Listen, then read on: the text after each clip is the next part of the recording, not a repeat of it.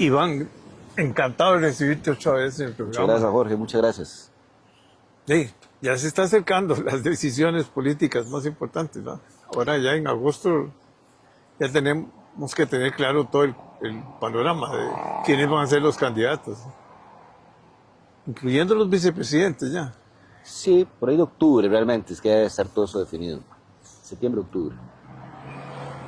Pero ya en agosto ya es ya no, el que renunció o no renunció, ya se define el cuadro, por lo menos de los Sí, candidatos. en términos de si hay un ministro o alguien que quiere ser diputado o está en la fórmula, pues sí, ya en julio es la fecha fatídica. Pero no veo grandes cambios ni grandes variaciones con respecto a lo que tenemos ahora. Pero bueno, muchas gracias, Jorge, por la invitación, realmente encantado como siempre.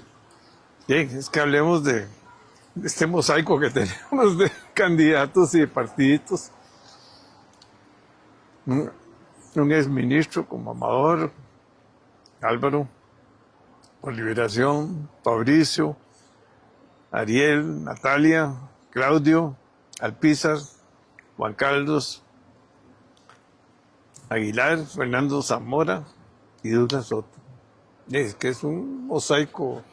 Sí, más allá de los nombres, hay 13 prospectos, digámoslo así. No veo más de 15 para esta elección, contra los 25 de la elección pasada. Creo que la elección que dio la anterior elección, perdón, es clara. Pueden ser 30, 40, 50 partidos compitiendo, pero Desaparecen la ley de Pareto aplica en todo, 80-20, 20% del volumen te va a generar el 80% de los eventos, más o menos. De prácticamente los 6 partidos que lograron la representación legislativa, capturaron el 92% de los votos, o sea, el 8% restante se lo repartieron 23 partidos, de que hubieron cifras de paupérrimas, como fue la del PAC, que tuvo apenas 14.000 votos. Bueno, aquí nos falta. Claudia Doble, sí. Imagínate, un partido que fue 2 periodos consecutivos de gobierno, llega a esta elección Desapareció. y prácticamente desaparece del mapa, producto de una mala estrategia, no mala estrategia al final, sino una reconversión que se dio en ese partido, que es un partido que de origen es un partido centroizquierda, con tendencia socialdemócrata, no en vano, es un partido que se forma con una diáspora y una migración de gente de liberación que consideraba que el Partido de Liberación Nacional se había derechizado demasiado y estaba traicionando sus principios socialdemócratas, y ese PAC, que en su mayoría hoy es gente que anda entre 45 y 65 años, no son carajillos, la gente dice que el PAC es un partido de carajillos, eso es falso. Precisamente esa vuelta carnero que se da a partir de la administración de Luis Guillermo Solís, y ese PAC que prácticamente el único que hablaba era del LGTB, feminismo, La ambientalismo, Agenda 2030. Agenda 2030, whatever, eso no convoca, porque eso son luchas identitarias que no convocan grandes mayorías. De ahí que hay mucha gente hoy por hoy en este país que no tiene un domicilio en términos de partido político, en términos de propuesta política, porque una sociedad como la nuestra se construyó, especialmente 60, 70, en un modelo Estado social de derecho, más socialdemócrata, más caminando por la orilla izquierda del río, que llamo yo, y hoy por hoy no hay una propuesta que hable en blanco y negro en esos términos, y no hay mucha vuelta de gato por todo lado, y es parte del problema, que se ha perdido la valentía, se ha perdido la convicción y la rigidez y la diría yo, sinceridad para hablar y decir las cosas como son. Por eso Chávez es tan exitoso, porque con todo y todo tiene una posición muy clara, muy definida, más allá que uno esté de acuerdo con el estilo o no, y eso al final genera resultados. Yo lo decía en otro programa, uno de los grandes problemas en la política nacional hoy, como en el mercado de acciones, la adversión al riesgo. Si usted no arriesga, no van a haber resultados. Si usted anda con el manual del protocolo y buenas costumbres y en cálculos y en el qué dirán y en las apariencias y en lo políticamente correcto, en una sociedad como la nuestra, como la es hoy, no funciona. Usted se queda en lo que yo llamo el efecto burbuja, un mundito pequeñito, que no es el universo como tal. Creo que mucho de eso está pasando. Mucho del éxito de Chávez es que en ese se enfrentan en ese todo océano tan al tranquilo, pasado genera un y al caos, disgusto, genera un de caos, mucha gente. sí, genera un caos en el cual juega bien, tiene las características, si fuera una cancha de fútbol, es el jugador de fútbol que tiene las características idóneas para esa cancha, que ya no es una cancha para jugar fino, sino requiere un estilo de juego más fuerte. Yo leí un artículo el fin de semana de este fulano Román, con el que parcialmente quedé de acuerdo, porque si la sociedad, las personas, el mercado, mutó a algo que no nos gusta, o sea, si el partido de fútbol antes se jugaba en el Estadio Nacional y ahora se juega en canchas abiertas de INAFA, porque mutó hacia eso, hay dos formas de verlo. O usted quiere forzar regresar a esto otro, más presencia, más solemne, más verdad. O entender que tiene que ir a jugar ahí. Entonces, En esa cancha. Tiene que prepararse, Embarrialarse tiene ahí. que embarrialarse, tiene que reclutar perfil de jugadores que sepan jugar ahí, porque el partido lo llevaron ahí. Y a veces es más rentable jugar el partido y ganarlo ahí, y habiendo ganado, hagamos los cambios y transformaciones necesarias para regresarlo donde debe ser. Pero esa lucha dialéctica en cuanto a que las cosas son así y esto es burdo, pachuco, etcétera, no funciona. No funciona porque allá afuera, que somos espectadores, les gusta la mejenga acá. Y la están viendo de una cantina. ¿Te acuerdas en las plazas de fútbol de los barrios? Que había una iglesia, la MUNI y la cantina. La están viendo en la cantina. Con madrazo y bolsa de miados incluida. Entonces, esa falta de entendimiento de la dinámica social creo que es parte del problema. Y viendo la oferta de candidatos, creo que el problema se mantiene. Porque estamos cayendo en un vacío poder. En estas cosas siempre se necesita lo que yo llamo la manifestación en carne y hueso. O sea, la energía. Esto es un tema de energías, pero esa energía, pongamos el ejemplo del gobierno, que ha construido una energía bastante fuerte. No voy a entrar si es buena o mala, porque eso queda para los gustos de cada quien. Una energía bastante fuerte, y por eso es que marca la agenda. Hoy no existe un depositario de esa energía, esa manifestación de carne y hueso. Por lo tanto, ese timo de que la popularidad de Chávez casi que se transfiere en automático al candidato que él ponga, eso no funciona así. Porque si no es el depositario correcto, más bien puede ser contraproducente, porque ese efecto comparativo de que este es mi líder, este es mi ídolo, y este es el que va a seguirle, puede generar un choque muy fuerte. Yo recuerdo dos elecciones muy particulares en ese tema, la de Estados Unidos, que fue Hillary contra Trump, estando Obama en el clímax de su popularidad, junto con su esposa, es la pareja ideal, ¿verdad? Y la de Chile del 2009, con Michelle Bachelet, que salió del gobierno con 85% de aprobación, una cosa así, pero brutal. Y todo el mundo diría, con 85% de aprobación, el candidato de esa gente tenía que ganar en automático. Eduardo Frei, con costos, y pasó la segunda vuelta, y en la segunda vuelta Piñera lo vapuleó. Y esa elección me la conozco bien porque fue mi primera en estos menesteres. 2009, participamos con Marco Enrique Sominami, quedamos de terceros, 20%, partimos el voto de la centroizquierda, en un concubinato escandaloso con el, en paz descanse, Sebastián Piñera, y con un discurso de destrucción hacia el tema de la concertación, de un candidato débil, totalmente débil. Es más, cuando leímos el apoyo ni siquiera lo llamamos por el nombre, le llamamos el candidato del 26%, que es lo que había sacado. De la forma de ninguneo, ¿verdad? Entonces, cuando no hay un depositario correcto, esa energía no se capta. Pero así como no hay una manifestación de carne y hueso en el oficialismo que capte la energía de ese, lo que llamamos el chavismo, que es como una secta, ¿verdad? Las sectas no es en término peyorativo, es en término científico. El comportamiento sectario tiene que ver con fanatismo y con dogmas. Por eso las religiones Sí, pero son ninguno de los candidatos que teóricamente exactamente iban a ser parte que formaron parte del gobierno y que supuestamente estaban muy cerca del chavismo, ahora dicen, bueno, estaba de acuerdo con unas cosas y otras no. Hay unos que ya se enfrentan así abiertamente, como, mira, de todos los nombres, el exministro Amador, claro, dice pero que el hombre no admite un no. Todo tiene que ser lo que él dice y punto. Y ahí, puede ser que ahí así sea. Pero ¿para qué se brinca un montón de... En un Sí, Estado de Derecho es muy complicado, ¿verdad? sí, lo que pasa es que, a ver, cuando vos no crees en ese Estado de Derecho, hay que tener muy claro que los humanos, los políticos, los gerentes o los que tenemos posiciones de mando funcionamos en función, valga la redundancia, de nuestra visión del mundo. Las mismas personas, las mismas relaciones de pareja, las complicaciones es cuando hay intolerancia en las distintas visiones del mundo que ambos tienen. Yo lo hago A, vos lo haces B, ay, ¿por qué no lo haces B? Y empieza ese choque, ¿verdad?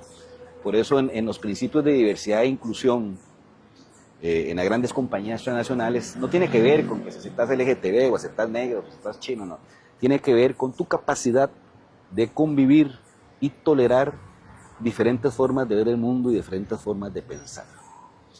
Porque esa tolerancia, que es un tema que va más allá de tu sexo, raza, credo o religión, tiene que ver con la tolerancia, aceptación y convivencia con las diferentes formas de pensar y ver el mundo, porque no existen fórmulas únicas en estos temas. Chávez es un tipo que no acepta formas alternativas del ver el mundo, por eso él pretende un modelo autocrático. ¿Qué es la autocracia? Es el poder omnipresente, el presidente omnipresente, que llamo yo, y el poder para, como yo digo, cuando yo digo, donde yo digo, como yo digo, y si no está de acuerdo se va, o lo saco, o lo destierro, ponga el nombre que quiera.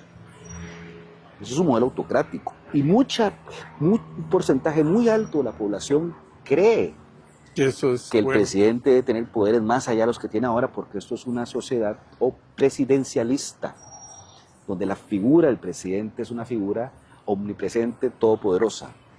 Lo que pasa es que llega un sujeto que cree en eso, le empiezas a hablar de división de poderes y que la asamblea es el primer poder y todo, y no lo va a entender nunca. El presidente es el presidente. Entonces, creer de que efectivamente el presidente tiene que hacer lo que quiere no es un pecado, es una realidad en muchos sectores allá afuera.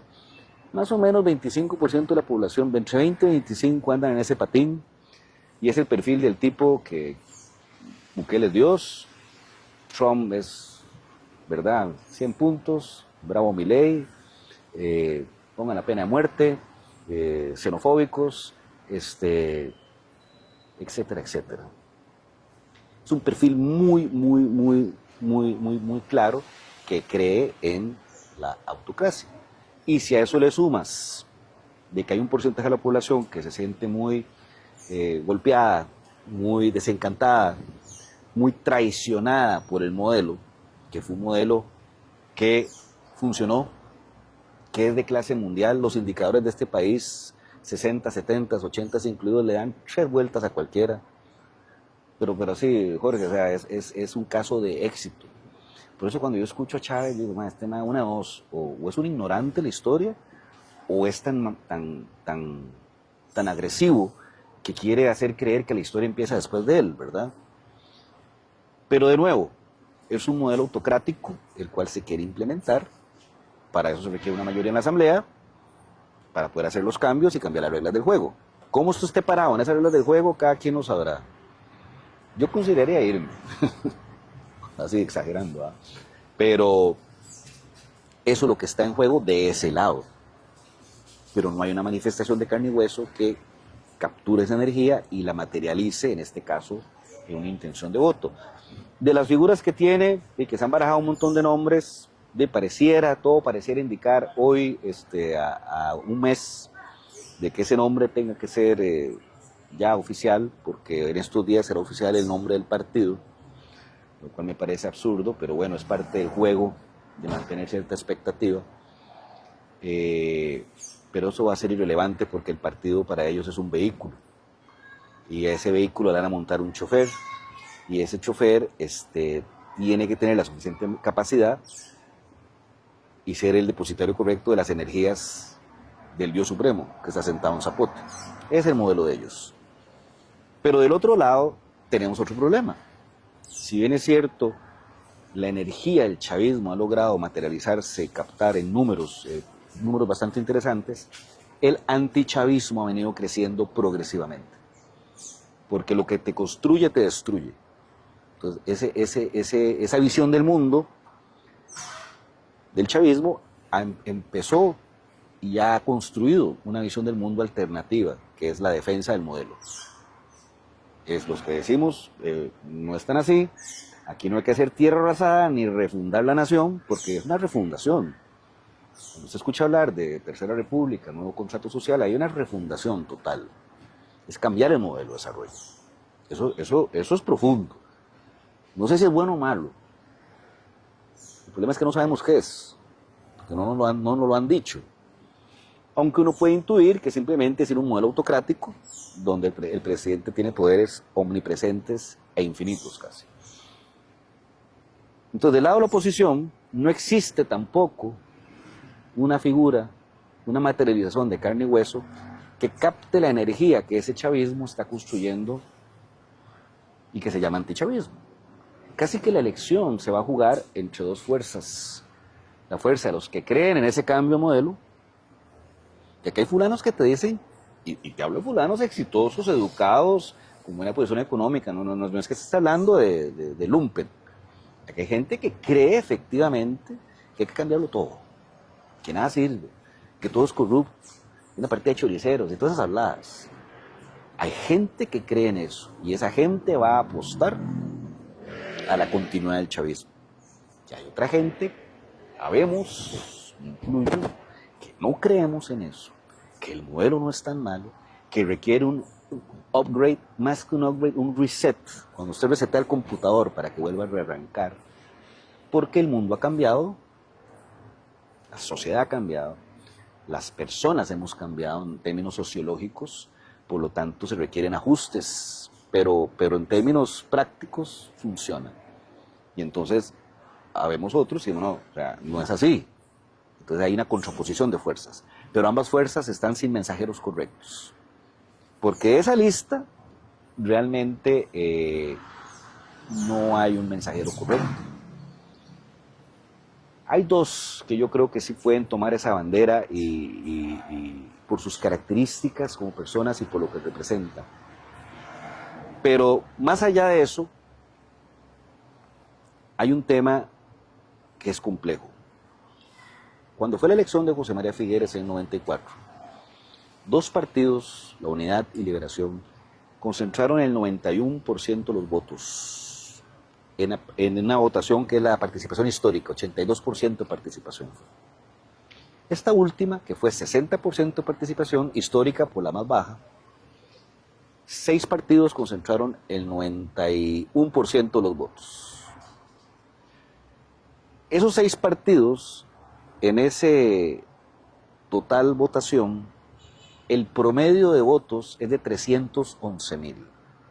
O sea, los 6 partidos que concentraron el 92% de los votos, su promedio es de 311,000 votos, versus el promedio de los 2 partidos que concentraron 91 y 94, cuyo promedio son casi 600,000 votos, 582,000. O sea, prácticamente bajó a la mitad. Por eso Chávez pasa a segunda vuelta con 350,000 votos, una cifra ridícula. Creo que es la más baja de la historia de un partido desde que se dio la dinámica de las segundas vueltas. Es el número más bajo para pasar a segunda vuelta. Para esta elección, eso le llamo yo dispersión electoral. Y también electoral. para ser electo, creo que... Así es. Bueno, ya para ser electo vas a una segunda vuelta donde ya hay otros criterios y otras lógicas. No, y estás arriba de 1 millón de Chávez votos. salió con muy poca votación. Así. Para esta elección, 90 y resto por ciento de los votos de esos 15 partidos que van a participar se concentrarán en 8 partidos, que son los más fuertes, los más sólidos. Ya la municipal te dio una barniz. Asumamos que la participación va a dar entre 60 y 62%. El promedio de esos 8 partidos cae a 256,000 votos. ¿Qué quiero decir con esto, Jorge? Que para pasar a segunda vuelta, en el rango 250,000, 350,000 votos, usted está jugando. Usted está jugando porque al haber más dispersión, la barrera de entrada baja. Ya no necesitas 400, 500,000. Con 300 y algo, usted juega. Entonces viene la pregunta: ¿quiénes están en capacidad de construir esa masa crítica en términos normales. Hoy, definitivamente el partido de gobierno, definitivamente, o el candidato de gobierno, quien sea, porque ellos ya de entrada, su secta es entre el 18 o 20% de la población, ya que cree a ciegas en lo que ahí le pongan. Los jaguares. Los jaguarcillos. ¿Ah? El segundo, Liberación Nacional, porque sigue siendo el partido más grande del país. Por eso el reto de Álvaro Ramos es cómo en primera vuelta unifico para poder captar esa masa crítica y no sé, no entiendo la estrategia, más bien está dividiendo, pero bueno, cada quien está en su rollo. Fabricio Alvarado definitivamente tiene una base dura muy fuerte.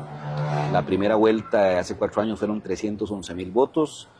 Cuando usted ve encuestas siempre anda en primer, segundo lugar porque él ya tiene un público duro muy fuerte. Yo lo coloco en los 250,000 votos base. La izquierda en coalición, que es una coalición que se está formando y que posiblemente no, el candidato va a ser Ariel Robles. Si bien es cierto es el del Frente Amplio, va a ser el de la coalición. Una coalición que va a agrupar 4 o 5 partidos y otros movimientos, emulando un poco lo que quiso ser en el 2013 la coalición Viva. La izquierda unificada, con un discurso más moderado, más centro-izquierda y menos hacia la izquierda, menos frente amplista. Por eso Ariel es el candidato ideal, porque Ariel de todos ellos es el menos agresivo en las posturas más izquierdas, que es lo que le genera un poco repelente a la gente en nuestro país. No decir si es bueno o malo ser muy de izquierda, simplemente hay percepciones y percepciones son realidades. Esa izquierda tiene capacidad de construcción de masa crítica. Yo diría que esos 4, hoy, uno porque goza de lo que es la popularidad del gobierno, el otro porque representa el partido más grande del país, el otro porque tiene una base ya muy fidelizada, como lo es Fabricio, y la izquierda que tiene una masa crítica que si cada uno va por su lado definitivamente no van a ningún lado, pero unificados es diferente, ya tienen esa masa crítica no asegurada, pero bien trabajado, ahí está. El reto para los demás es cómo construir esa masa crítica. Y ahí salen 2 candidaturas emergentes que pueden ser bastante interesantes. La de Luis Amador, que es una candidatura emergente y que creo que junto con Ariel Robles son los únicos que están entendiendo que la única forma de captar la energía antichavista es comportándose como un antichavista y no andando con cálculos y que no de una vez al frente. De una vez, de machete en mano, a matarnos. ¿Por qué? Porque el partido está en la cancha de tercera división Linafa. Entonces no hay que andar con mucha floritura, ¿verdad? Hay un fenómeno muy interesante en la derecha de este país. Ahí ubico 4 candidaturas: Eli Feinsack, Juan Carlos Hidalgo, el candidato que vaya a ser del Partido Republicano, que ahí escucho que es el candidato de Barba, no recuerdo el nombre, y Natalia Díaz. Y es muy interesante. Cuando usted toma la votación del 2010, que es cuando, la debacle del PUS fue en el 2006, cuando el candidato fue Tobar. En el 2010, cuando el candidato es mi gran amigo y compañero de cabina, don Luis Fishman, y que creo que es el que logra sostener el partido, porque logró 6 diputados, ¿verdad? Y esa votación, digamos, es la que marca, aquí quedó el PUS, después del desmadre con los expresidentes. Y es cuando el movimiento libertario pega el trepón, logra 20% de la votación, pegan 10 diputados. Todo el mundo juraba que iba a segunda vuelta, pero al final no sucedió. Pero cuando usted suma la votación de ese libertario y del PUS, anda por el 25%. Vamos al 2014 y usted suma ese libertario que se bajó a 14%, creo que fue más lo que logra el PUS, que parece que empieza a resucitar ahí con la candidatura, la primera, Rodolfo Pisa, 9%, ahí anda entre el 22 y 23%. En el 18 nace el republicano. Cuando se toma libertario, republicano y PUS, el PUS de 9 ya sube a 14, 24%. Y el 22, cuando usted suma PLP, PUS y el marginal del libertario y del republicano, 25%. ¿Qué te quiere decir eso? Que el voto centro-derecha más derecha de este país anda entre el 20 y 25%. Simplemente se trasvasija dependiendo de la oferta. Entonces, cuando sube el libertario, cae el PUS. Cayó el libertario, sale el PUS, pero el republicano le puso freno. Súper interesante. Si el republicano y el y el PUSC hubieran estado juntos en el 2018, pasan a segunda vuelta. Si el PLP y el PUSC hubieran sido una sola propuesta, pasan a segunda vuelta esta última. Si se unieran en coalición, lo cual no va a suceder, porque todos le hacen honor a lo que yo siempre he dicho, que la política es un asunto de egos, y no del país, sino de ego. Si Unidos Podemos, el PLP, el PUSC y el Republicano formaran una coalición de centro-derecha, eso es una masa crítica. Eso es masa crítica, grande y fuerte, pero eso no va a suceder. Por lo tanto, entre ellos 4 se van a autoeliminar. Llámese que uno salga y los otros 3 se vayan, entre 2 se pelearon, o sea, porque es un voto. Y es que vean usted, Natalia viene del movimiento libertario. Mucho de su base, de su partido, son exlibertarios. Recuerde que Natalia sale libertario en el 2018, que es cuando el libertario ya prácticamente curve su rendimiento en la curva de vida. Después de 20, caía 13, 14 en 2014, el 2018 se va a 3 punto algo. Mucho afectado Otto por el problema del cementazo, y es cuando Natalia forma su partido, así que la base de ese partido es mucho exlibertario. Pero Natalia fue 3 años ministra de la presidencia de Chávez, pretender no verse chavista es como raro, ¿ah? Hay todo un signo de pregunta, pero digamos que su base es derecha. Juan Carlos Hidalgo es fundador junto con Eli Feinsack del PLP, y todos sabemos que Juan Carlos Hidalgo es derecha.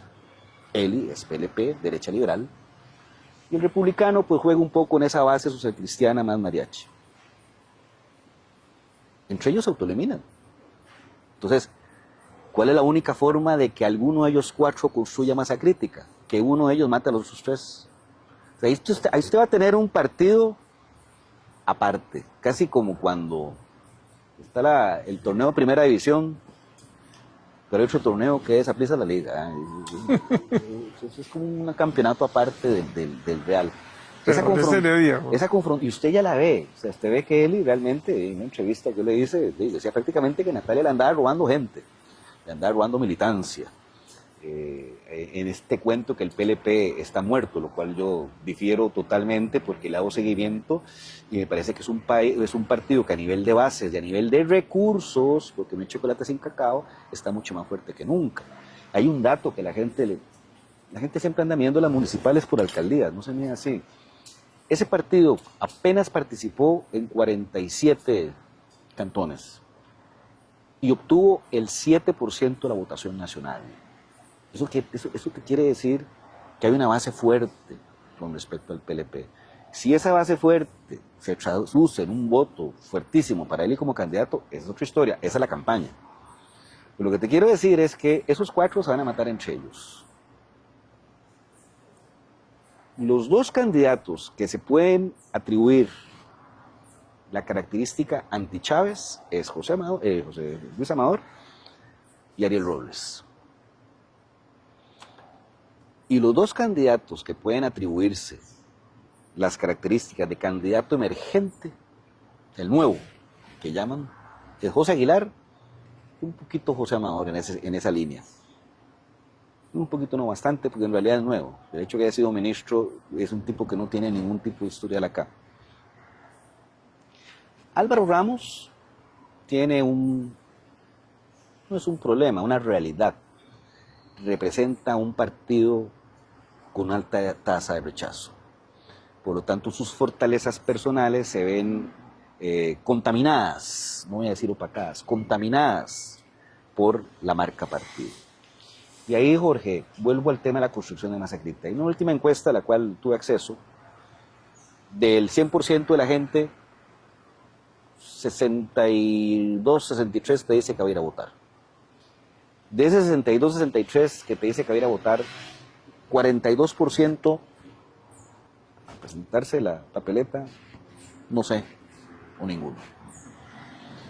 Del resto, lidera Laura Fernández, 12 creo que era, Fabricio con un 9, a Alvarito y Ramos y Amador empatados, tercer y cuarto, creo que 6 y 5 punto algo, y en quinta Natalia con 3 punto algo, y de ahí el resto. 1, 2. ¿Dónde está la lucha? A 6 meses, 8 meses de la elección, del 62% que dijo que iba a votar, los 58 que ya te dijeron a alguien, es un voto duro. Un carajo que a esta altura del partido te diga que voy a votar es porque ya voto duro, ya está seteado ahí. La lucha está por ese 42 que te declaró, no tengo, no sé, no me gusta. ¿Quiénes tienen techo para captar de ahí? Liberación número 1. ¿Por qué? Porque es el partido con la tasa de rechazo más alta del país. 56% de la gente, ante la pregunta ¿por cuál partido nunca votaría?, dice Liberación Nacional. Justo o injusto, ese no es mi problema. Yo interpreto datos. Esa es la realidad construida en el tiempo, mucho porque no supieron defenderse en su momento contra el PAC que los violó por todo lado. Es que llevas 2 gobiernos, 3 gobiernos Desde que atacando al PLN. Desde que nació el PAC se construyó destruyendo al PLN. Sí.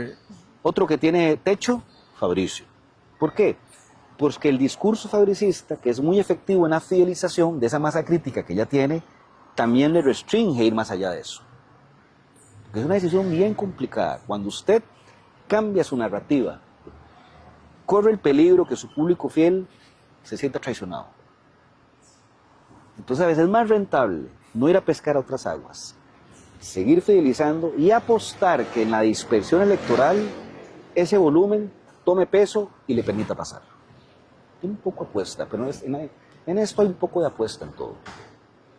Un poco el problema que yo estoy viendo en Liberación Nacional es que, creyendo que Álvaro Ramos puede ser interpretado como el candidato emergente, tienen capacidad de ir a pescar en otras aguas. Eso no va a pasar. Liberación, para pasar a segunda vuelta, tiene que unificar sus fuerzas partidarias, pero en esos pleitos con Johnny y con el otro y con fulano y lo mismo de siempre, eso va a dividir fuertemente. El otro que tiene problemas para captar de esa indecisión es la izquierda, por su condición de ser izquierda, como Fabricio por su condición de ser un derecha conservador. Eso tiene un techo. Fideliza, logra masa crítica, pero tiene un techo. Entonces, ¿quién puede crecer ahí? Definitivamente el partido de gobierno. Ahí hay mucho chavista que no sabe cuál es el partido y que no sabe quién es Laura Fernández, porque Laura Fernández apenas la conoce ni siquiera el 20% de la población. Porque la gente tiene que entender que los que estamos en esto sabemos algunas cosas, pero la gente normal anda en otras. Pero ahí está Pilar Cisneros. La campaña es cuando le metan, por eso estoy diciendo, quien tiene capacidad de captar de ahí es el gobierno, una vez que la gente tenga claridad cuál es su partido y cuál es su candidato. Entonces hay un gran porcentaje que puede irse. Y el candidato emergente que se declare, se actúe y tenga, y voy a decirlo, los cojones, y deje, vote la calculadora y vote el manual y se enfrente al gobierno como un digno representante de la oposición, porque el que es pendejo no lo va a lograr. No, más en la cancha que están jugando. Más en la cancha que están jugando. Aquí el que ande, no hay que tocar a Chávez porque la gente lo quiere y qué van a decir de mí y hay que adecentar la política. Hace poco escribí un artículo diciendo que eso son puras pajas. La política es el juego del poder y yo no conozco ningún juego de poder donde no haya raspones, patadas, siempre y cuando se respete el fair play, ¿verdad?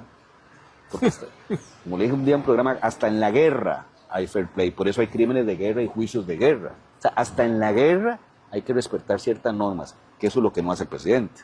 Se brinca todas las reglas y ese man, si fuera una guerra, estaría juzgado por crímenes de guerra no sé cuántos años. Pero la lucha va a estar ahí, en la construcción de masa crítica, dada la dispersión electoral, para pasar a segunda vuelta, y que en esa segunda vuelta, que puede ser el chavismo contra Liberación, puede ser Liberación contra Fabricio, el chavismo contra Fabricio, Fabricio contra la izquierda, puede ser cualquiera de esas variables. Hoy nadie gana en primera vuelta, dada esa dispersión, porque no hay capacidad de construcción de masa crítica, nadie gana en primera vuelta, y la segunda vuelta, moneda al aire. Lo que sí puedo decirte es que si es el partido del gobierno, si es la izquierda, si es Fabricio o si es Liberación, con cualquiera de esos cuatro, quien se enfrente, la capacidad de construir un anti, no voten por ellos, es altísima. Entonces, aliarse para que no siga el gobierno es altísimo. Aliarse para que Liberación no quede porque son esto y lo otro es altísima. Aliarse porque qué barbaridad que un pastor, como le dicen a Fabricio, hermana salmista, no es pastor, esté en casa presidencial, qué barbaridad. Aliarse para que la izquierda no tome el poder y el comunismo, Venezuela, es altísimo. Cualquiera de esos cuatro, si es contra uno de los emergentes, segunda vuelta, te acuestas arriba, con la capacidad de construcción de antes. Por eso el gran negocio, dada la dispersión electoral, es definir una estrategia que te asegure los 350,000 votos y poder apostar en el partido de la segunda. Exactamente. Vamos por la segunda. Exactamente. Pero entonces, Dave, yo te podría hablar de quién es cada uno de esos. Bueno, en otro programa, porque... Bueno, esperemos a que sea oficial. Nos juntamos en 15 días. No, el candidato a gobierno lo van a hacer oficial en un 30, 40 días, por ahí de la segunda quincena de agosto. Yo creo que cuando eso se devele, el mapa o el tablero va a terminar de ordenarse, porque hoy están todos los nombres, ya están, solo falta ese. Todos estamos asumiendo que es Laura Fernández, pero con Chávez, en Chávezlandia todo es posible, puede ser otro gallo tapado por ahí. Pero cuando ese nombre salga, ahí sí podemos hacer un análisis de ese tablero, cómo queda, cómo juegan, y yo creo que cuando ese nombre se devele, oficialmente, finales de agosto, arranca la campaña. Y va a ser una campaña sangrienta, violenta, fuerte, agresiva, y el que no quiera jugar ahí, que se vaya un té de canastilla o algo por el estilo, porque no entiende lo que está pasando. Bueno. Gracias, don Jorge. Encantado de... Muchas gracias.